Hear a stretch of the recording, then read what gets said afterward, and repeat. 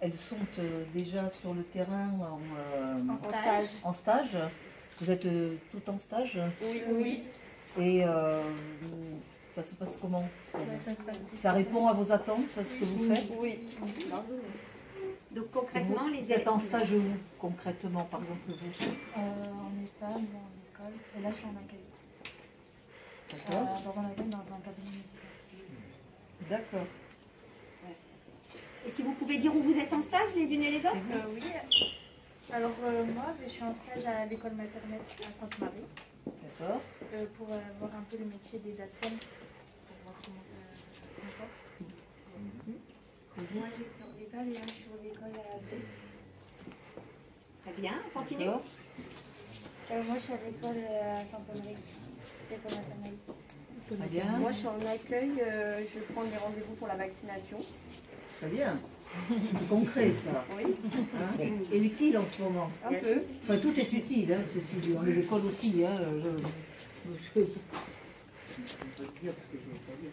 Moi, je suis en stage en école maternelle à Cadette en Poissonnerie. D'accord. Moi, je suis en école maternelle à Saint-Gervais.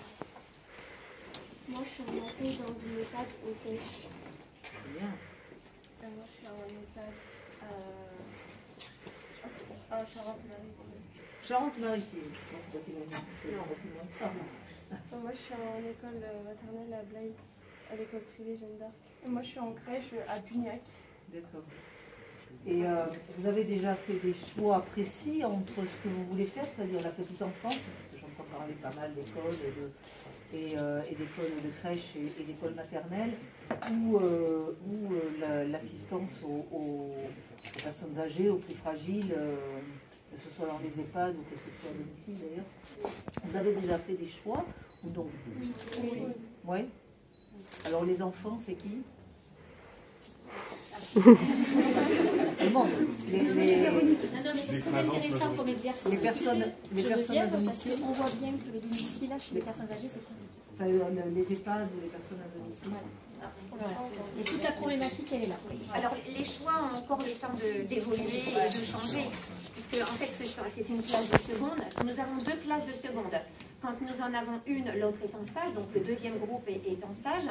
Là, la deuxième partie donc, est en travaux pratiques dans la maison pédagogique. Et c'est vrai qu'entre les activités pédagogiques qui sont menées à la maison familiale, les activités de stage, puisque l'alternance correspond à la moitié de leur formation. Voilà. Donc c'est vrai que les choix évoluent. Si on refaisait le même exercice en terminale, nous verrions que nous aurions beaucoup plus d'aides-soignantes, par exemple, ou d'infirmières. Elles ont en fait, les thèmes peuvent... Oui, il y a 3 thèmes par an. Les stages, oui, l'alternance se oui, fait dans des lieux différents. Exactement. Dans des crèches, dans des écoles, mais aussi dans des EHPAD, mais aussi dans des services de SIAS ou de tout à fait. CAS qui gèrent des services à domicile. Exactement. À partir de la classe de première, elles pourront tester l'aide à domicile. Ouais. Voilà, donc tout ce qui est activité du domicile, que ce soit pour l'enfant ou que ce soit pour la personne en perte d'autonomie.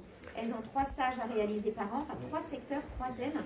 La petite enfance, la personne en perte d'autonomie et l'accueil. Parce qu'il est aussi important de pouvoir accueillir le bénéficiaire, l'usager. C'est tout ce qui concerne les services à la population sur les territoires. Voilà. Et je vous présente Mélinda, donc, qui là est en renfort de l'équipe pédagogique. Et si tu peux présenter ton parcours. Oui, donc j'ai fait exactement le même bac. Moi aussi, quand j'étais en seconde, j'étais attirée par la petite enfance. Et en terminale, c'était vraiment par la personne âgée. J'ai fini par travailler dans ce domaine. Là, actuellement, je suis en BTS économie sociale et familiale, toujours à l'AMFR. Et j'ai signé un contrat d'apprentissage ici. Et tu continues l'année prochaine. Et l'année prochaine, je fais le DISAP, toujours en contrat à l'AMFR. DISAP, c'est pour devenir directeur d'établissement. D'accord. Oui, oui. DISAP, ça veut dire félicitations. Merci. Voilà.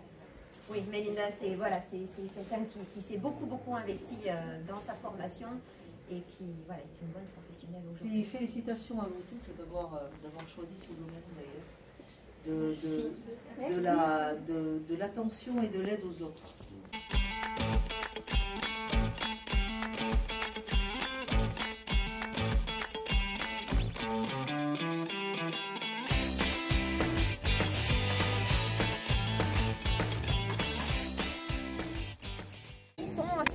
Alors par exemple, tu es où en stage? Tiens, approche-toi si tu veux. Où ça? En espace vert, je suis.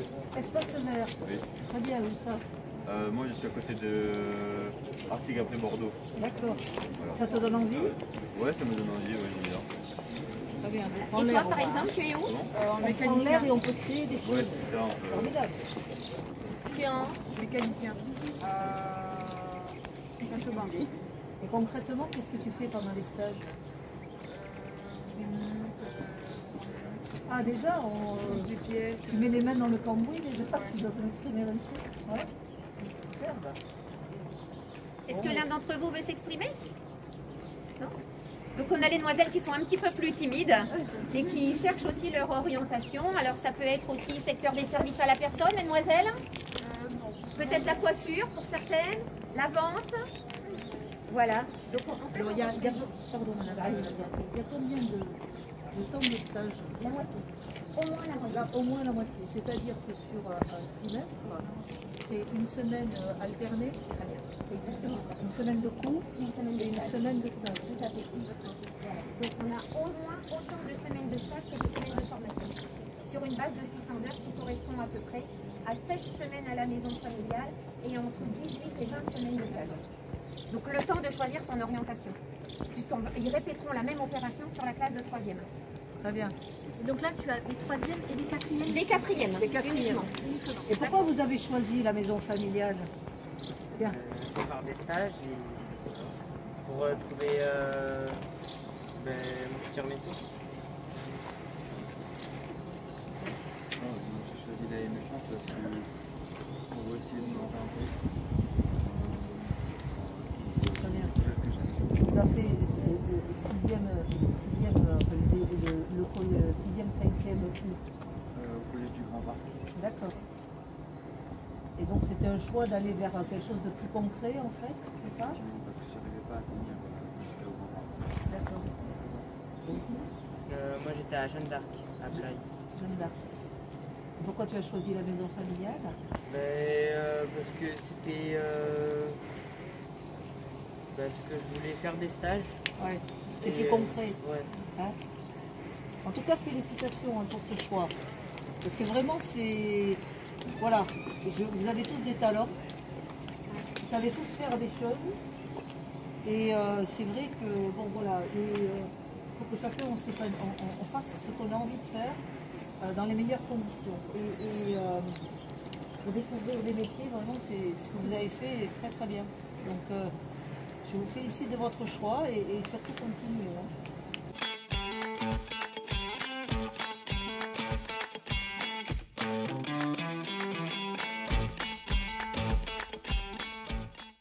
Alors si je peux me permettre, vous parliez de talent. Donc je vous présente monsieur Jonathan Xavier qui est moniteur à la maison familiale. Bonjour. Et qui mène une activité avec les élèves de 3e justement sur les talents. Donc Ouais. ce que je vous propose, c'est que monsieur Xavier puisse vous faire parvenir quelques extraits des Padlet. C'est un outil numérique qu'il a mis en place avec les élèves. Ouais. Pour, si vous voulez en dire deux petits mots. C'est un outil numérique qu'on a essayé de développer au sein de la maison familiale. L'objectif, c'est de vraiment démontrer que les élèves apprennent beaucoup plus qu'on peut croire au cours de leur formation. Et l'objectif aussi, c'était vraiment de pouvoir le montrer à la fois aux parents, à la fois aux maîtres de stage, d'essayer de diffuser un peu partout, et d'essayer de numériser un peu aussi cette expérience, de rentrer un petit peu aussi dans le numérique, parce que je sais que c'est une question assez importante. Voilà. Et c'est la gestion de la crise aussi, puisque normalement c'était prévu en présentiel.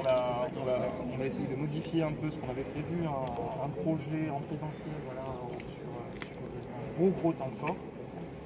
Et finalement, on s'adapte parce que c'est quelque chose qu'on sait assez bien faire chez nous. Donc on s'adapte et puis voilà, les élèves ont joué le jeu, on a essayé de toujours rester en contact et ça nous permet aussi de garder une véritable empreinte de ce projet-là, même si on est pas sur le site de la ville.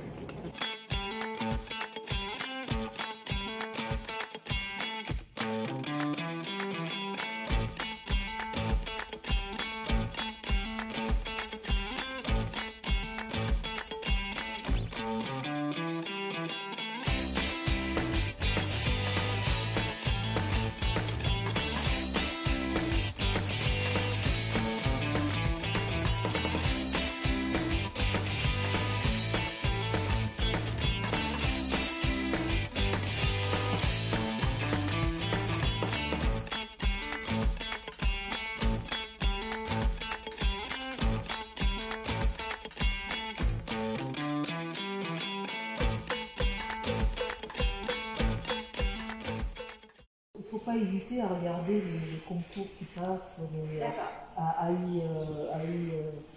y proposer des projets, parce que, voilà, je veux dire, à la maison rurale, familiale, et aussi bien que tous les établissements doivent pouvoir participer. Tout à fait. Voilà. On sera Bravo. tous. Bravo. Merci beaucoup de votre attention.